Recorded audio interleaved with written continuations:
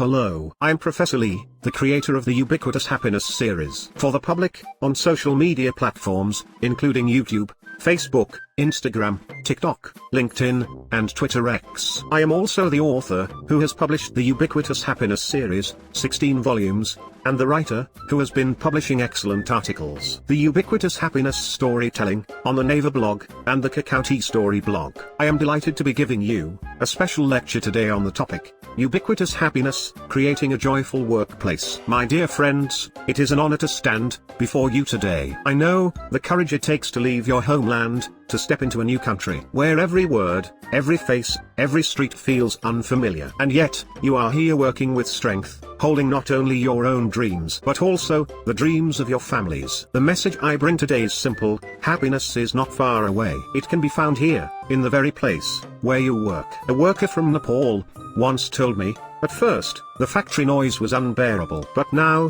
I hear it as the sound of my children's education being secured. Happiness is not a destination, it is a discovery. And today, together, we will rediscover it right here, in your own workplace. The Ubiquitous Happiness Series teaches us this truth. Happiness can be found anytime, anywhere. It is not something that comes only on weekends or holidays. It is not something that requires wealth. It can be discovered amidst our daily work. A man from Vietnam worked 12-hour shifts, and yet, studied Korean, for just 30 minutes each night. 3 years later, he was promoted to a manager. He said, happiness is not waiting for a day off. It is the sense of progress I feel even in hard work. Your workplace is not only a site of labor. It can be a classroom where you grow, a place where you share, and a space where happiness becomes real. Think back to your first day in Korea. The signs at the airport are unreadable. The voices around you foreign. Fear presses heavily against your chest. And yet, in the middle of all that fear, a small flame was burning, the dream of your family waiting for you to succeed. A young man from Indonesia said, that first night, I cried endlessly. But, I remembered my dream of building a house for my parents. That dream gave me the courage to endure. Years later, he built that home. The house itself was not just bricks and walls. It was happiness built out of sacrifice, hope, and persistence. The same workplace can feel completely different, depending on how we live it. A greeting at the start of the day, a smile during a break, a promise to protect each other's safety. These are small things, but they make a big difference. A woman from Cambodia told me, I was afraid to talk to my Korean co-workers, but one day, I smiled first. That smile turned into small conversations. Now, our lunch breaks together are the happiest part of my day. Happiness at work is not created by miracles. It is created by small, daily acts of kindness and courage. Happiness does not demand wealth or luxury. It lives in small, consistent practices. 5 minutes of gratitude each day. Writing down one small victory after a shift. Protecting your health by resting when you are tired. A worker from Myanmar shared this. Every night, after his long shift, he texted his daughter back home, today, I worked hard for you. And, her reply was always the same, you are the best, Dad. That one short message gave him the strength to continue each day. Happiness grows in these simple practices, like seeds watered daily. Proper communication is not only about words. It is about sincerity. A respectful glance, listening with patience, extending kindness, these cross every border. An Uzbek worker once faced a misunderstanding with a Korean colleague. Instead of staying silent, he shared his feelings honestly. To his surprise, the co-worker admitted he felt the same fears. That moment turned conflict into trust. Empathy is not about perfect language. It is about daring to be human. And, when we choose empathy, we build workplaces where people belong. Your labor is not only about today's survival, it is about tomorrow's future. One worker from Thailand lived a disciplined life, saving carefully every month. After 7 years, he returned home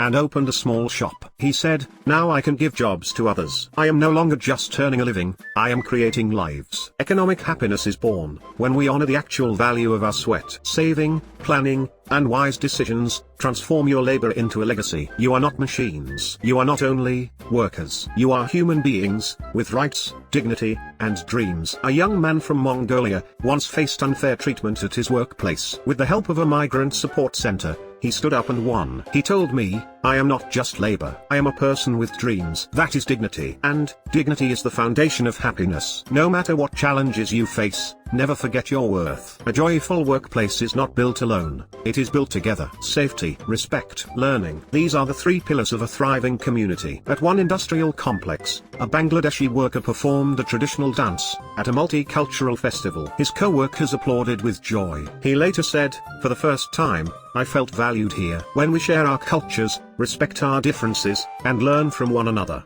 our workplace becomes more than labor. It becomes family. My dear friends, you are not outsiders. You are partners shaping tomorrow, for this country, and for your families. Today, I invite you to write a simple happiness pledge. One worker once wrote, "Every day, I work with joy for my children's future." That one sentence transformed the way he lived his life. Now, let us close together, with one united voice. Happiness begins here, today, in my workplace. In that declaration, your dignity is affirmed, your labor is honored, and your happiness is made real. This event is not just a lecture. It is an experience. Through stories, reflection, and shared commitments, you will learn how to cultivate happiness in your daily life and transform your workplace into a space of dignity and joy. Together, we will close with a simple declaration. Happiness begins here, today, in my workplace. And, in that moment, happiness will no longer feel far away. It will be here, alive, already within you. I pray all of you will live healthy and happy lives until you reach 100,